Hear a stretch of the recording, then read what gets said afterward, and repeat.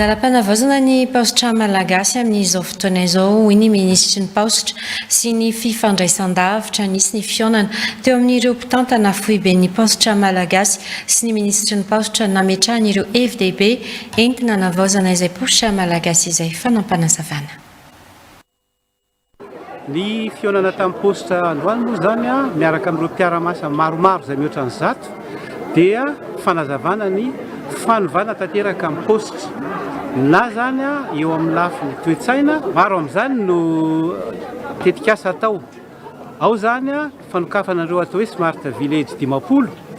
Ao koa zany ny atao hoe rebranding fanovana an'ilay hoe manahoana ny bureau amin'ny paositra mba tsy hisy intsony ny elanelana eo amin'ny mpanjifa sy ny mpiara-miasa. Ao koa ireo produit vaovao izay hoentina toy ny carte visa hipoketra